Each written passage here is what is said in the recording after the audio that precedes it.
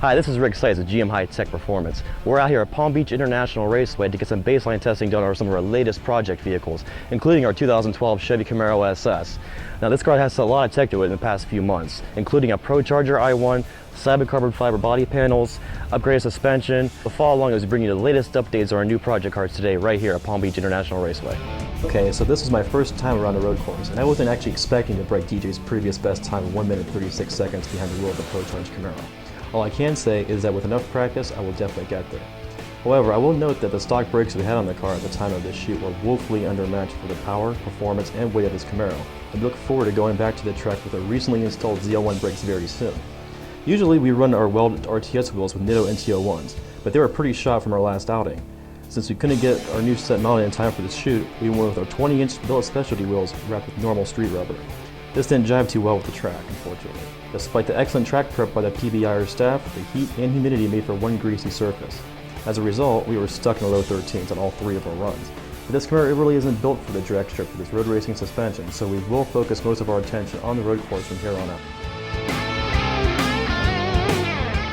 The second car we brought with us today is a stock 2012 Chevy Camaro ZL1 owned by our very own DJ Randall. And DJ is no stranger to the racetrack. DJ, why don't you tell us more about your car? Yeah, right now it's, we've got a bone stock 2012 Camaro ZL1. Haven't really done anything to it at the moment, but so far the only thing we've done is the EBC brakes, upgraded drilled and slotted rotors, and the yellow stuff pads. But that's about it. Awesome. Did that help make an improvement on your stopping power?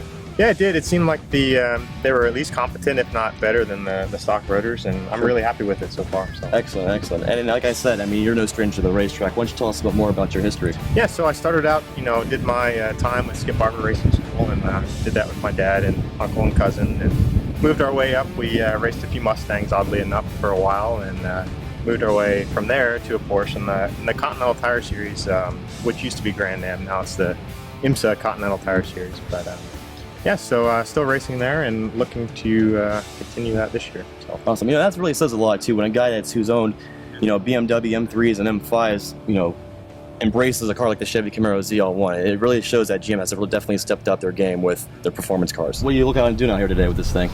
Yeah, we just want to get a good baseline, just to see what it can do stock. Obviously the numbers speak for themselves, but just to get a good baseline around the road course, get those new brakes bedded in. Absolutely. But the real goal is to beat our other GM High Tech car. Looking for like a 130 around Palm Beach, but we'll see how it goes. I don't know, man. Our Camaro's running pretty good these days, but I might need you to stick around and give me some pointers on that racetrack out there. You got it, anytime. Man. Awesome, man. I appreciate it, DJ. Thank you. Yeah.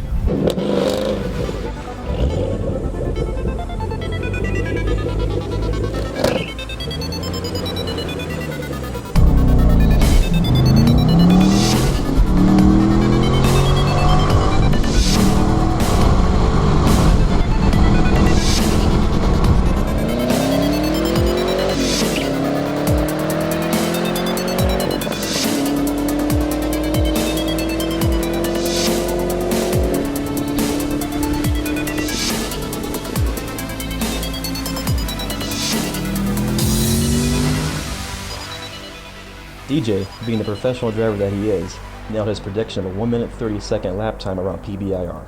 He's also clocked laps around the circuit in countless other cars, including race prep BMWs, Porsches, and naturally, our ProCharge Camaro. So he's more than capable of reading out every ounce of performance from any car that he drives. On the drag strip, the high temps kept his ZL1 in the low 13s like our ProCharge SS, although his trap speed was lower as a result of the lower power output. Both of these 5th gens will see more upgrades in the future installments of GM High Tech Performance.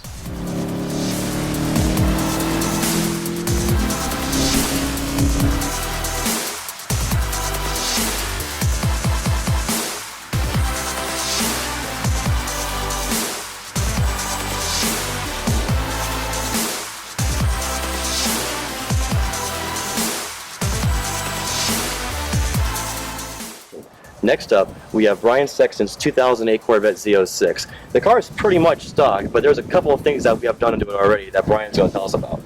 Yeah, Rick, it's 2008 Z06. It's all stock except for the rear differential and stainless steel brake lines. The rear end was beefed up a bit at MTI Racing. Seems last time I was here doing some testing, I launched a little hard, broke one of the CV axles on the drag strip, so they went ahead and took care of that. Other than that, it's all stock.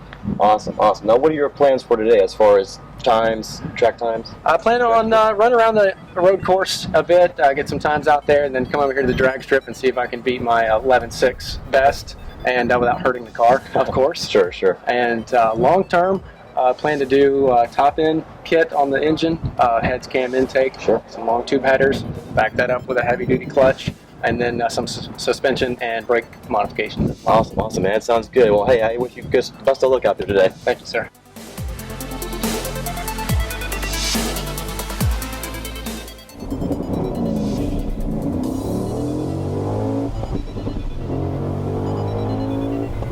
Brian's Corvette performed great, both on the road course and on the drag strip. Despite his previous racing experience with sport bikes, Mustangs, and a C4 Corvette, this was his first outing around PBIR with the Z06. His best run around the road course netted him 1 minute 38, while his previous best 13:20 of 11.6 couldn't be bested. The next time you see this car, it will be equipped with a head, cam, and intake package, along with all the bolt-ons you can throw in a C6Z. Now, we've actually brought two Corvettes out here today. Brian Sexton's 2008 Z06 and Greg Lavelle's 2000 Corvette Sport Coupe. This car has seen a little bit of tech before in the past, but I'm going to let Greg take it away from here. The car's had a replacement engine done about 30,000 miles ago, GM created engine, nothing special. It's had a GM created transmission, nothing special with that either. It's all stock stuff. It did have a 342 rear put from a 6-speed in it to help it zip up, and it has some headers. Other than that, pretty standard car. Awesome, awesome. Now, I heard a little rumor. I heard this is actually your wife's car. It is. It was a Christmas present. It's a Christmas present. Yes. She didn't think she wanted one. She wanted her F-body. She said she'd drive it for a while. We'd sell it. She's driven it, and she can sell the F-body now. She's happy with she's a Corvette girl now.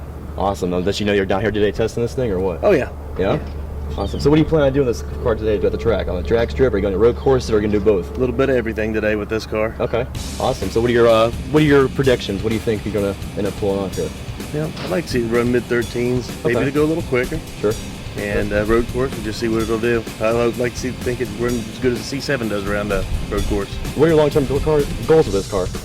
Let my wife have fun with it as fast as it can. She's a little bit of a speed demon herself. Awesome, awesome. Sounds good, Greg. Well, hey, good luck out there today. Thank you.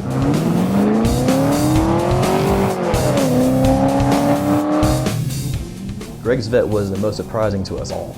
The replacement engine in question was actually an 04 GTO crate motor that's backed by a stock replacement 4L60E. Greg manually shifted the slush box to a 1278 at 111, which is way quicker than we thought it would run.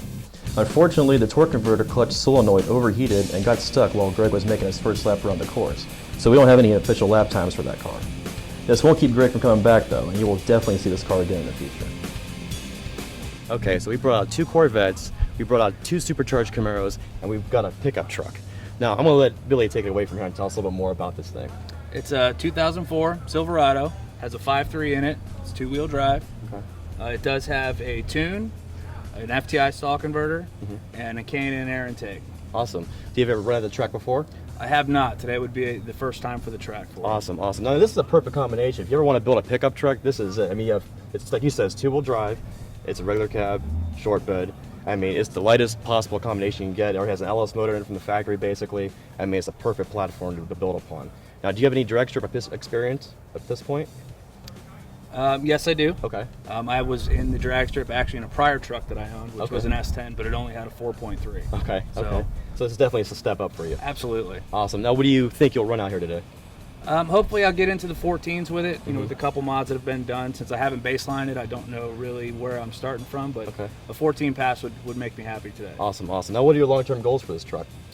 I'd like to see it into the 12s on the motor. Okay. And then with a little bit of nitrous on top, hopefully in the 11s, to have a nice, fun street vehicle. Awesome, awesome. Well, sounds good, Billy. I'll be out there rooting for you today. Good luck, man. Appreciate it.